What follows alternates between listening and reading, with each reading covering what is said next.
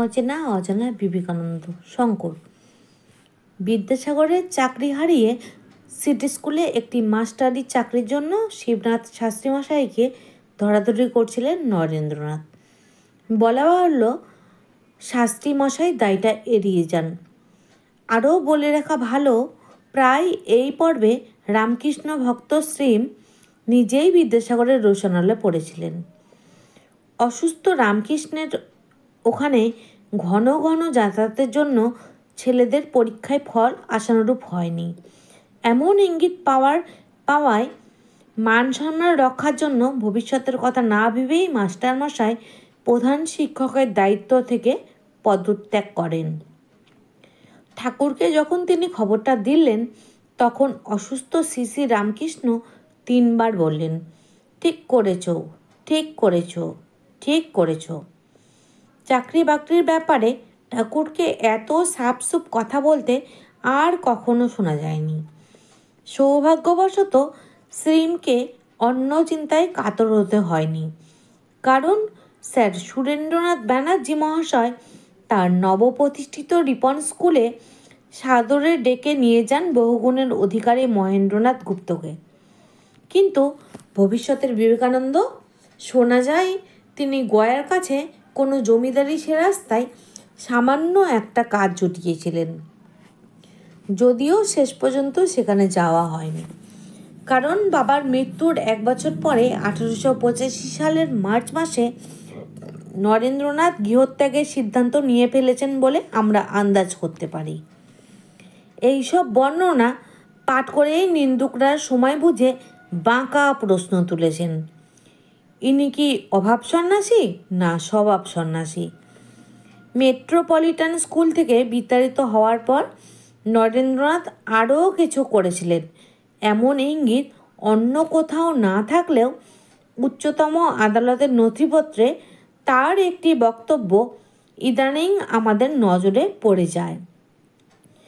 কলকাতা হাইকোর্টের একটি কাগজে লেখা, মেট্রোপলিটন ছাড়বার পরে অঘোরনাথে চট্টোপাধ্যায় আনুকূল্যে ও তার অধীনে একটি কলেজে আমি কিছুদিন অধ্যাপনা করি। তখন নরেন্দ্রনাথ আদালতে সাক্ষ্য দিচ্ছেন। উকিলের প্রশ্নের মুখে তিনি স্বীকার করেছেন, আমি বেকার। পারিবারিক সংকটকালে অভাবের সংসারের কয়েকটি টুকরো টুকরো ছবি বিভিন্ন সূত্র থেকে সংগ্রহ করে আমরা একটি বড় ছবি নিজেরাই সাজিয়ে নিতে পারি। দক্ষিণেশ্বরের পরমহংসের ইচ্ছা, প্রিয় শিষ্য শরৎ, পরে স্বামী শারদানন্দ, একবার নরেনের সঙ্গে দেখা করে। নরেন কায়েতের ছেলে, বাপ উকিল, বাড়ি সিমলে।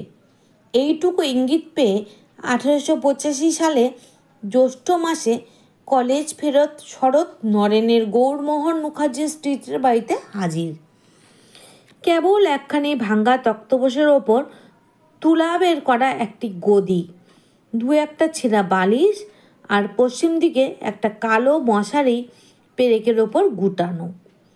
কড়িকাঠ হইতে একটা টানা পাখার ছেঁড়া ঝালো ঝুলিতেছে। নরেনের শিরোপীড়া হয়েছে, নাকে কপুরের ন্যাস নিতে হতো। শরৎ তখন গুরুভ্রাতাকে ডাকতেন নরেনবাবু বলে। পারিবারিক মামলা মোকদ্দমা এই পর্বে ক্রমশই তাল পাকিয়ে উঠছে। পরমহংস মহাশয়ের কাছ থেকে উপদেশ এসেছিল, মোকদ্দমা জোর চালাবে, ফোঁস করবে, কিন্তু কামড়াবে না। উকিল বাড়ির ছেলের মন কিন্তু তখন অন্যত্র। অসহায়া ভুবনেশ্বরী শেষ চেষ্টা করেছিলেন। ছোট ছেলেকে নিয়ে ভুবনেশ্বরী কাশীপুরের অন্তিম পর্বে শ্রীরামকৃষ্ণের সঙ্গে দেখা করতে গিয়েছিলেন। ভূপেন্দ্রনাথের বয়স তখন 6। আমাকে মা নিয়ে গেলেন রামকৃষ্ণের ঘরে। দ্বিতলের একটা প্রশস্ত ঘরের মাঝখানে শয্যায় অর্ধশায়িত অবস্থায় রামকৃষ্ণ তাকিয়ায় হেলান দিয়ে রয়েছেন।